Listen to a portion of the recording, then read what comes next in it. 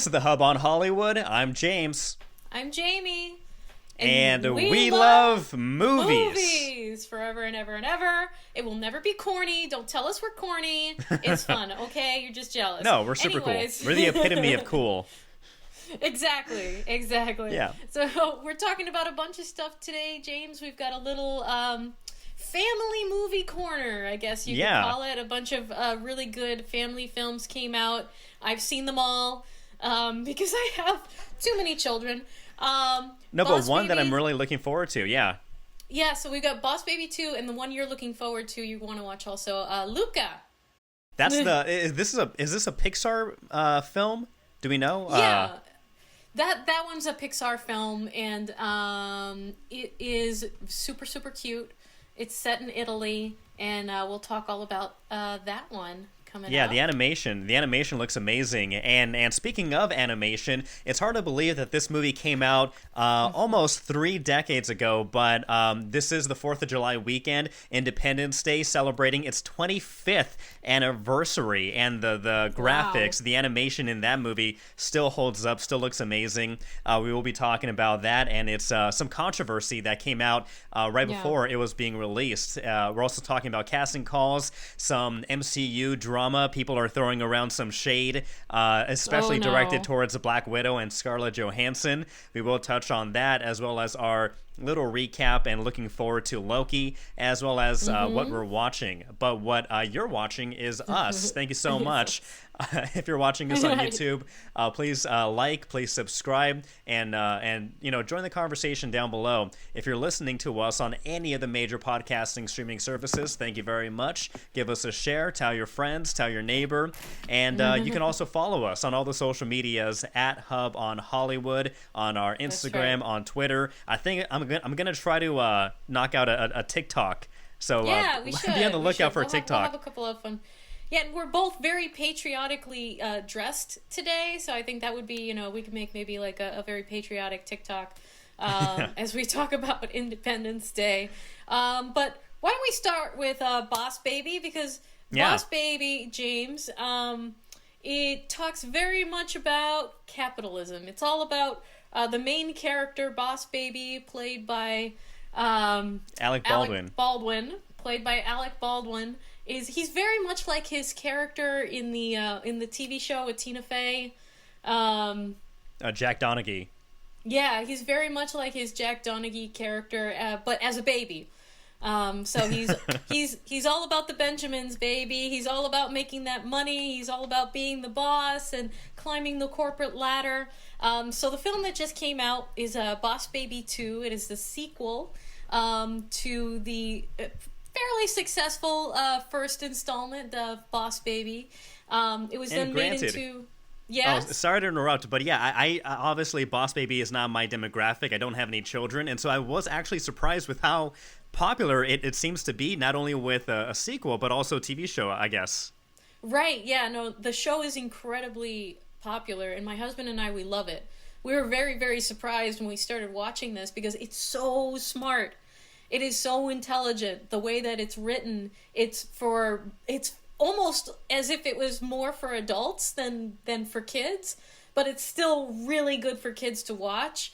Like I said, because they talk all about business, and there's so much jargon that they kind of fit in there, and a lot of adult jokes about the ways that the world works. And it just works. It just works. You know how, like, when you're a kid and you watch movies and then you watch it again when you're an adult, and there are so many jokes that you notice that kind of went over your head?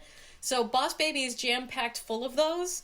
And so my husband and I, we really, really enjoy watching it, even without the kids, because it's just very well done, especially the television show. I think the first movie was kind of like, it was a little bit strange, but with the TV show, they've definitely got their groove. They figured out what works, and it's just such solid writing. And they've brought that into Boss Baby 2. They brought that into Boss Baby 2. So the premise here of the film is Alec Baldwin is back. Tim, he's now Uncle Ted. They're all grown up. Him and his brother are all grown up. So Tim has 2 daughters, and Uncle Ted has conquered the corporate world. He's off making ridiculous amounts of money, but they never see each other anymore. He sends, really ridiculous gifts like a pony and tons of money and stuff like that, but they never really seen each other anymore. They've grown apart. And they are reunited when Tim's youngest daughter turns out to be working for Baby Corps. That she is in the family business. She is working for this secret baby organization, which is the premise of everything, where they are determined to guarantee baby love, to grow baby love around the world, and that's their objective. But this time around, Baby Corps is more focused on work-life balance, and they've kind of gone soft, I guess, in the eyes of Uncle Ted. And there's this evil Acorn Academy. Where kind of the big kids are going to school, and there are evil motives involved where the kids are just being pushed too hard to be academically smart, and there's something else going on. I don't want to give away the whole movie, but there are nefarious motives. There's evil afoot, and so the little baby, Tim's littlest baby, Tina, who is working for Baby Corps, has to bring in her uncle and her father to save the day again. And it's really lovely. They're truly hilarious moments that I was actually laughing out loud. Like I was saying, they do this very well in the Boss Babies series. And there's just very sweet moments of parental love and familial love. This is a very weird universe, huh? So, yeah, it is. So it's not like because I haven't seen the first one, but like we mentioned kind of before, big fans of this YouTube channel, and they do honest trailers, and they did Boss Baby the first version, and the narrator in the movie trailers was losing his own mind as he was trying to explain the world of like what's reality, what's in the imagination. If they acknowledge this part but not this part, then why did this work? And so it's a weird universe. Well, the first movie was also a little rough. It was a little rough. I think they've worked out some of the kinks in this one, where they make it very distinct, like what is imagination and what is actually happening. But yeah, so you've got like this baby organization that actually runs the world, or is charged with securing baby love for the world, and they've got their little baby agents that are. Some of them are embedded with families, and and then they have the real world objectives. So it's very interesting. It's very interesting. And it was fun. So I highly recommend Boss Baby 2. I actually saw that in the theaters. And it was great. It came out on my son's birthday, July 2nd, this past week. So it's just come out. I really recommend it. All the kids in the theater were so pumped and excited. And it was actually truly funny. Which I think is rare for parents who have to take their kids to weird kid movies. Now, how many Boss Babies out of 10 would you give this? Oh my gosh, how many Boss Babies? On the Boss Baby scale? I mean, I would give this like a 9. Like a 9 wow. Boss Babies out of... It flowed very well. It wasn't like long and drawn out, and it didn't drag. It was a very solid story. It was good writing. Lots of feels. So like I said, like familial love, family love is the beating heart of that film, and they do it very, very well. So okay, so this next film, it's on Disney Plus, and it is on my list to get through, to eventually watch, and hopefully soon, because the animation for this next film looks amazing, and some of the voice acting is pretty good from what I've seen in the trailers and whatnot. But Luca just came out, and this takes place in Italy, right? Right. So it takes place in the beautiful seaside town on the Italian Riviera. It's just very picturesque and beautiful. So these two young sea monsters, I guess that's kind of part of the local lore, is that there are sea monsters out, swimming about in the islands around the Riviera. So they kind of take that local lore in putting this film together. So it's about two young sea monsters who can transform into people when they're on land. And their friendship and exploring a new world, it's just it's very lovely. So you've got the one little sea monster who's a very good boy, and his parents are very protective and controlling, and the other little sea monster who's actually been abandoned, by his family. And they find each other and they become friends and they bond on this little island off of this Riviera town. And it's very sweet. It's very sweet how they bond over Vespas. You know what a Vespa is, James? Yeah. Like the little scooter. Yeah, so the both of them really don't know much about the world, and they find this one thing that just brings them joy and excitement, and they try to build their own, and it's just wonderful how when your world is so small, how one thing can become your whole world. And from that one thing you grow and expand, and you get inspired to do this and that, and they get inspired to actually go to the town and get their own Vespa and explore the world. And I just thought it was very beautifully done with that idea, how when your world is so small and then it slowly expands. It was just very, very, very well done. So you've got Luca. He's the good boy whose parents are very protective, and he herds fish. He's a fish herder, which I thought was just very funny. And the other little boy is Alberto. And then when they get into the town, they meet Julia, and the three of them together enter a race, like a triathlon, so that they can win the money to buy a Vespa. And in the middle, it's just, they hit everything. Yeah. Go ahead. Do you have a question? No, it's funny because the one thing I have heard about this movie is that like somebody, the director or the writer must have stock in Vespa with how often they say Vespa, and they showcase it and just talk about how great of a machine and motorbike it is. And so I had heard that Vespa was very prominent in this movie. Maybe Vespa sales will go up. Maybe. It is all about the Vespa. It is all about the Vespa. That is their ultimate goal, is to win money so that they can get their very own real life Vespa. And they hit every theme. They hit everything in this movie. There's maybe not hero's journey, but there's the coming of age, the naivete of childhood evolving into, this very sweet and natural growth. There's friendship, there's jealousy, there's disappointment, betrayal, redemption, and it's all there, like I said, in the sweetest way possible. And ultimately it's about growing up and, the fleetingness of that pure innocence, but being there for each other. There's also the theme of found family versus, real family, and the importance of friendship in the middle of all of that. So I would just say very, very sweet, solid and fun. So Luca's a good one. It doesn't have maybe the highbrow comedy kind of put in there that maybe Boss Baby 2 has, but it's just, sweet. And Vespa. Those are the two words that embody Luca. Now, it wouldn't be a Pixar movie if there wasn't a gut-wrenching, heart-stopping kind of moment. Now, without spoilers, do we have that emotional tugging? Yeah. Definitely.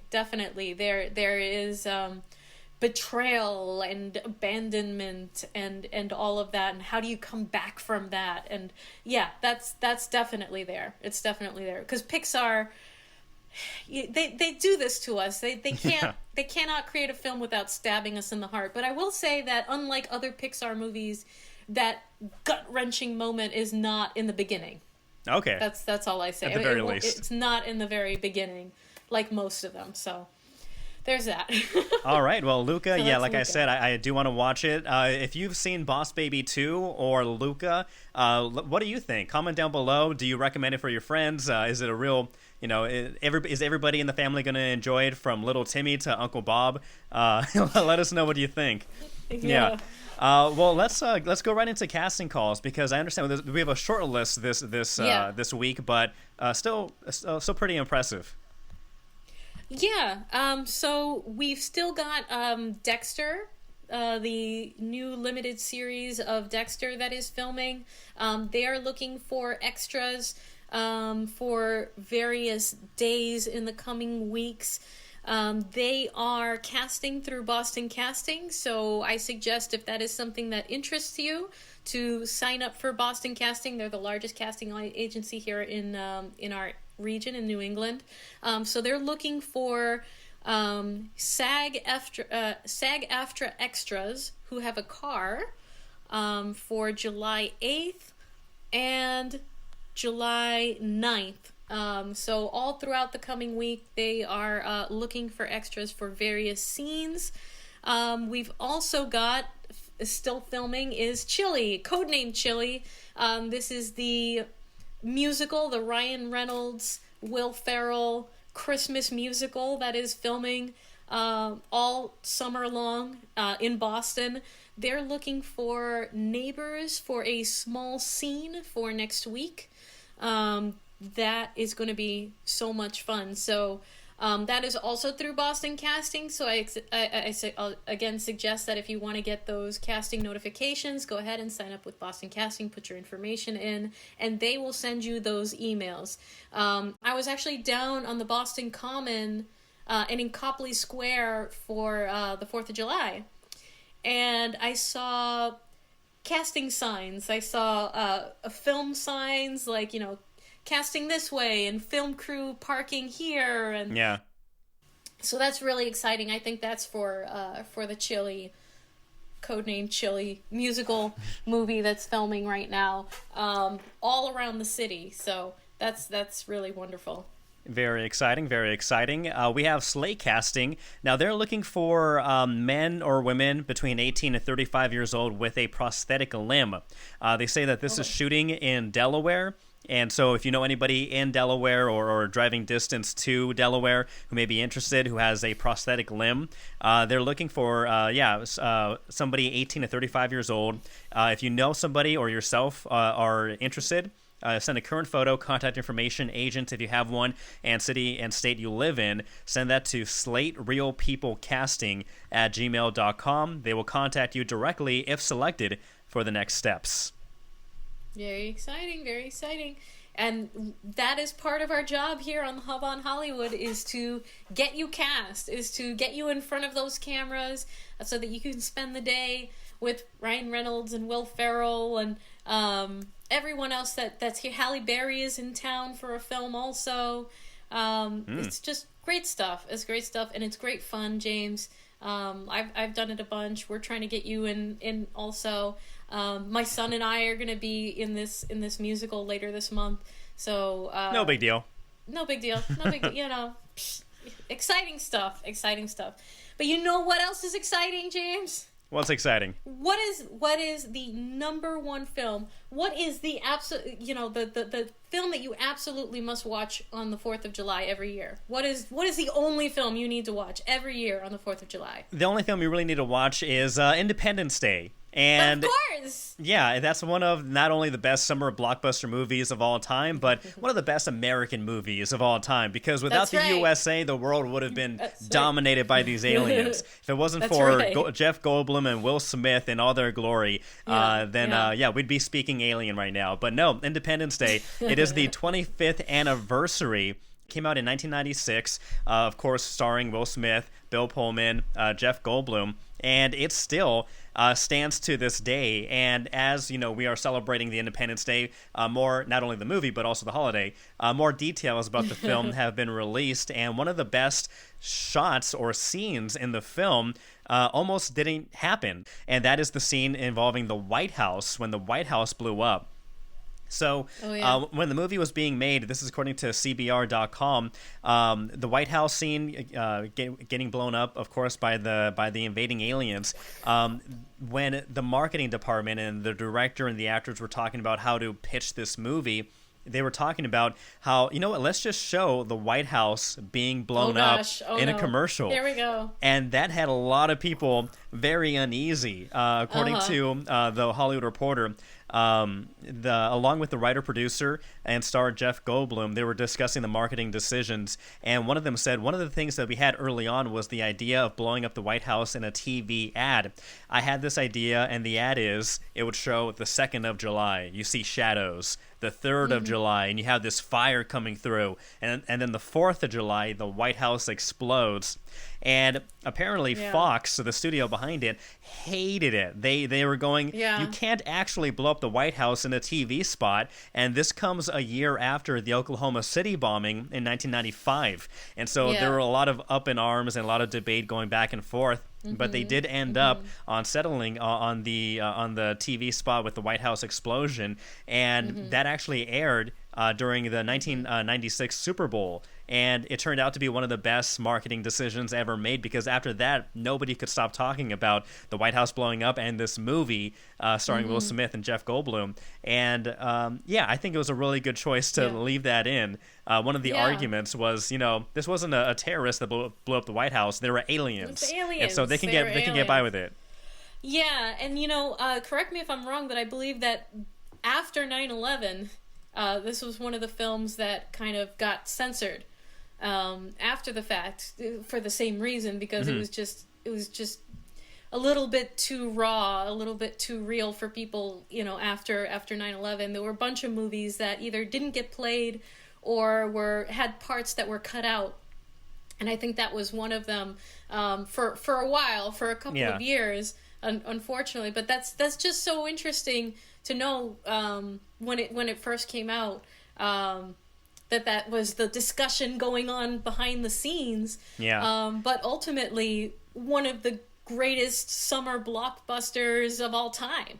Yeah, and to add on to what you were saying about 9/11, they did do that with Spider-Man. When Spider-Man came out in 2001, 2002, I forget, but with Tobey Maguire, one of the first scenes, I remember being in the movie theater when the trailer, the teaser trailer, the sneak peek for Spider-Man came out. And it shows like this bank robbery, this bank heist, these guys going in, demanding all the money, they get all the cash. They go up to the roof where a helicopter comes over and then picks them up. And as they're fleeing the scene, they're flying the helicopter. All of a sudden, their helicopter stops suddenly in the air, and then they stop. They zoom out, and it shows. I'm sorry, I have JB right here, so there's fur flying everywhere. But with the helicopter got stuck, and it zooms out, and you see that it's stuck in this giant web right between the twin towers.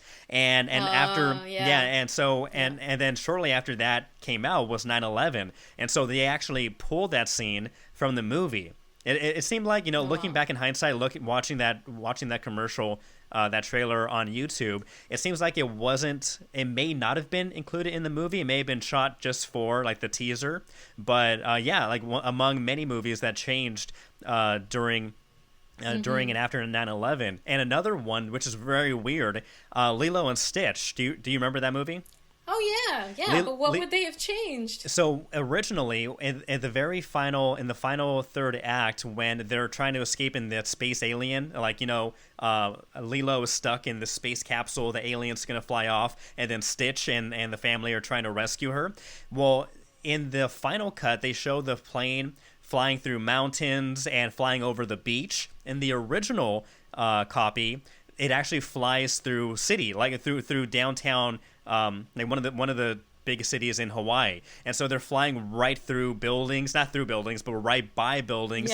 And they thought, anything, a plane or a spaceship flying close to these buildings, it was too close to home. So it's funny because if you go on YouTube, they'll show like the before and after side by side, and the plane is doing the same exact motions and swerving in and out, but they changed it from buildings to mountainsides and hillsides and out on the beach. And so it is pretty interesting how real life events directly impact the final product of a film. But absolutely.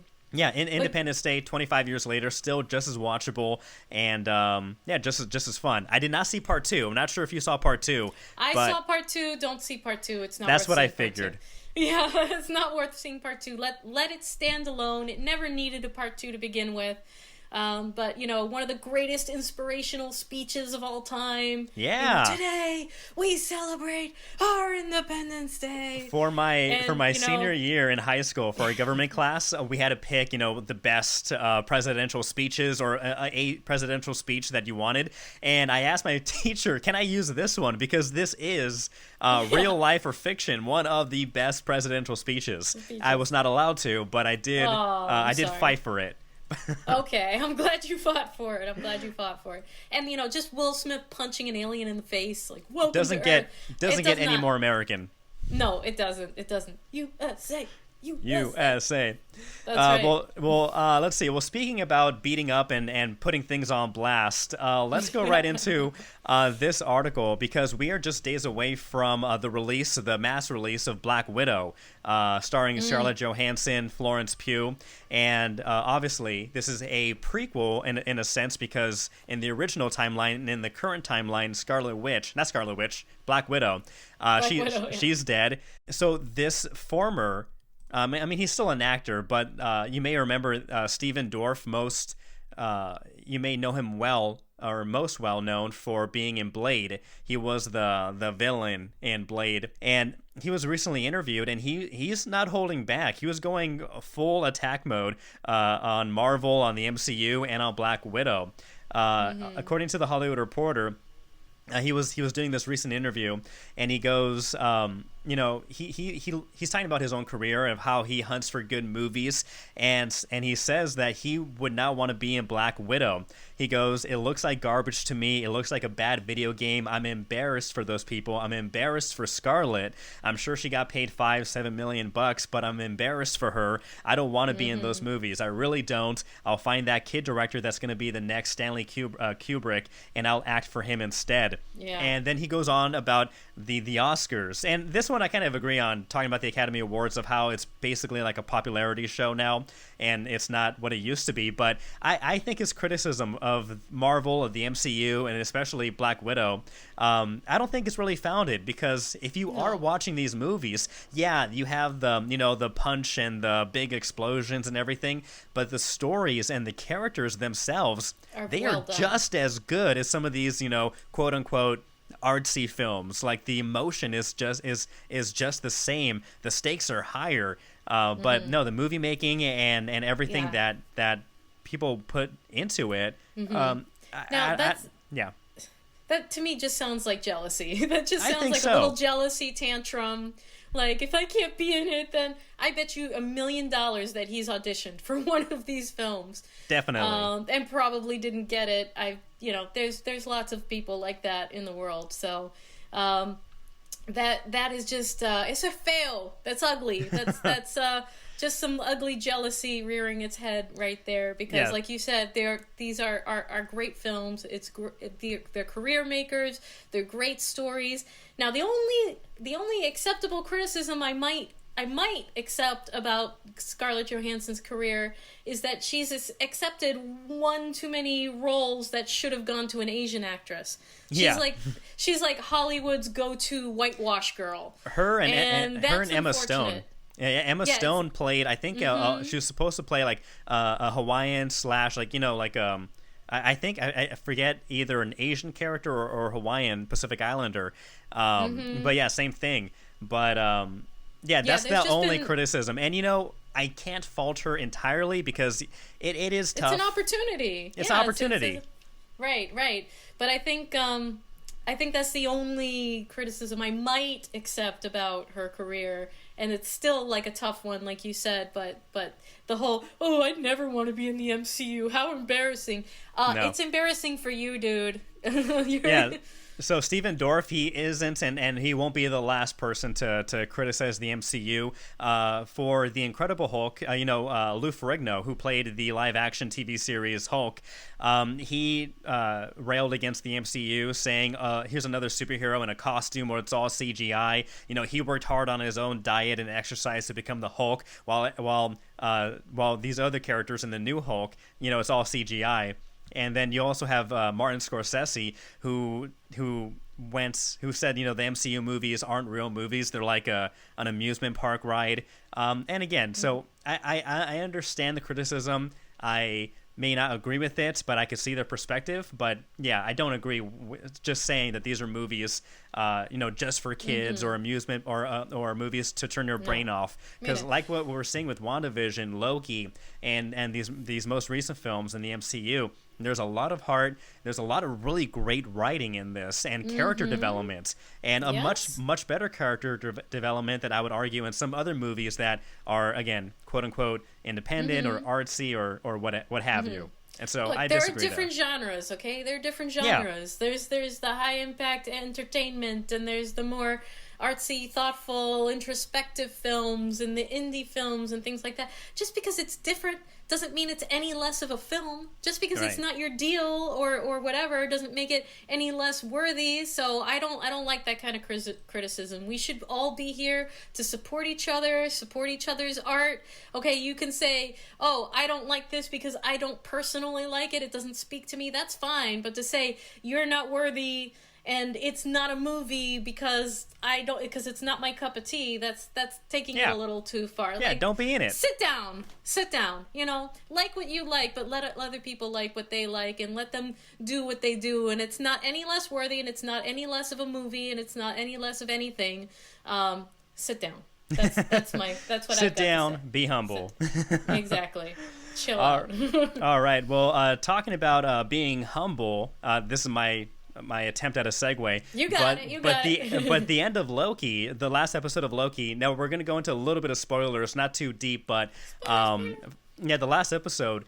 Again, spoiler warning. But in the last episode of Loki, we saw Loki and Sylvie meeting the timekeepers, or who they thought were the timekeepers. They end up realizing that the timekeepers that are there are actually robots. They're being controlled androids. by androids. Someone They're being else. controlled by somebody else behind the scenes. And then before the very end of the episode, we find out that Loki gets pruned by one of the TVA, by the main by Renslayer.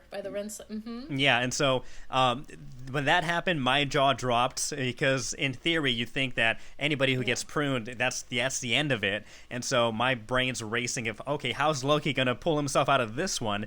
And at the very end of the credit scenes, we see Loki waking up. He asks if this is hell, but then he's quickly approached by 4 other Loki variants. You have old original style Loki from the comics. You have Kid Loki, and then you have this new version of Loki, played by this African American actor. I don't know his name, but he has like this Thor hammer kind of looking thing. He has like fur on him, and apparently this Loki variation isn't in the comics and was created for the show. And then you have this Loki alligator that's being held by Loki. Kid Loki, with like a crown himself. And so this is really cool because again, this is going deep. I'm very curious of where the next episode takes us, because of course this is showing us the array of different Lokis. This is going to open up the door for the array of Spider-Man. Again, the possibility of bringing back Tobey Maguire and what's the other? I'm blanking on the third Spider-Man. Andrew Garfield. Yeah. And I just wanted to backtrack a little bit on this Loki episode. So this was episode 4 at the end, when you were talking about Loki getting pruned. I screamed, okay? I screamed so loud I woke up my baby. And then I texted you and I woke you up. So... Yeah. And you're like, it's late.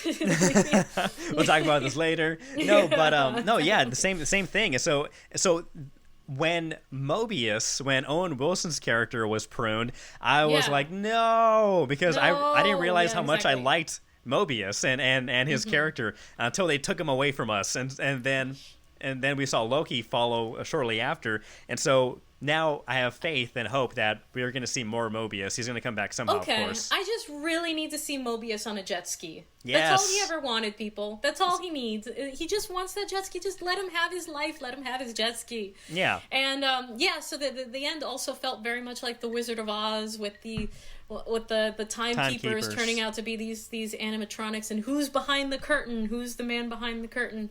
And we will figure that out. Another thing I just wanted to point out about Loki, the color schemes. So good. Unbelievable. It is so gorgeous.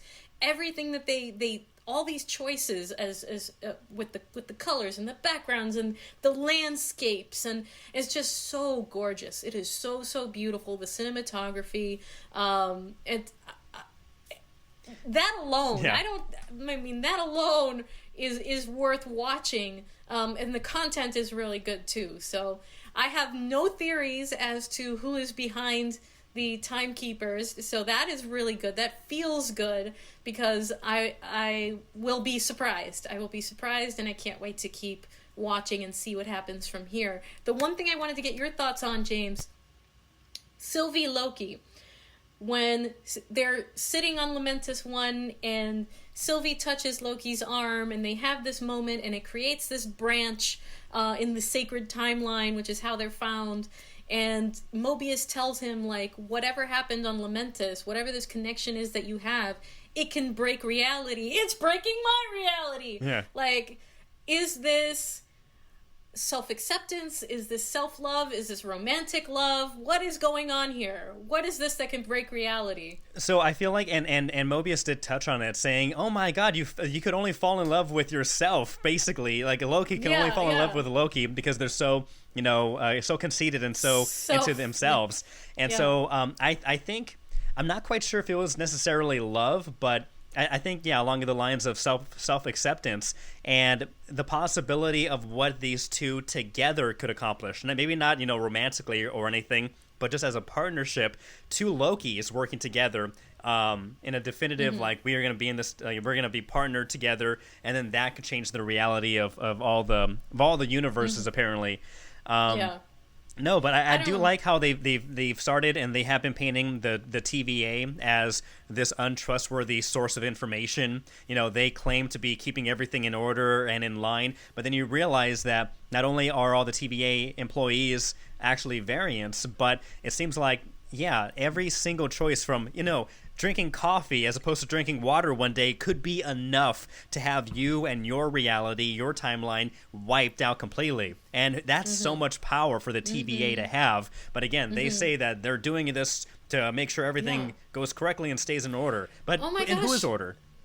Exactly, in whose order? And they're not only doing this to adults, they're kidnapping children. They're erasing children. They're taking children who have no idea what's going on. Like, that's what happened to Sylvie here. She was taken when she was like 9 years old, and she managed to, grab one of the temp pads and escape. But that, to me, says that's evil wrong. Organization. That's wrong. Yeah. That's, how dare you? Kidnapping children is wrong in any sense, in any universe. Oh my gosh, but I love the Sylvie character so much. She's really grown good. On me. She's grown on me quickly, and I'm digging her. I'm like, Sylvie all the way. I know what I'm going to be for Comic-Con this year. A lot of people, No, but that's great. And the thing is, with Comic-Con, now instead of Loki and Sylvie, there's going to be 20 types of Loki in different forms. And so that's going to be cool for costumes and stuff. That's going to be a lot of fun. So you and I are going to try to be at the Boston I'll be Alligator Fan Loki. Expo. That's great. Good for you. Get that nice big costume. All right, we'll work on that. I'll be Sylvie, and I think my sister-in-law wants to be a variation of Loki also, so that could be a fun group project. Look out for that, guys, in September. Awesome. That's early September. But we'll keep watching Loki. It's a very short, limited series, though, right? It's only about 6 episodes. Only 2 more episodes, I think, or so. Wow. But it's gonna we're gonna lead right into Multiverse of Madness, WandaVision. We're gonna find out how Spider-Man, No Way Home, comes into play, and so and if we're gonna see Tobey Maguire and Andrew Garfield, that's gonna be very cool. But let us know what your Loki theories are and what your Loki Comic-Con cosplay is gonna be. But well, for the Hub on Hollywood, I think this is a good wrap up. But let us know what you're doing, what you're watching. Comment down below. Hit us up on our social medias on Instagram, Twitter, at Hub on Hollywood. If you're watching us, please like, please subscribe. Thank you for watching. And if you're listening, thanks. Tell your friends. Hi. We'll see you next time. Bye. So.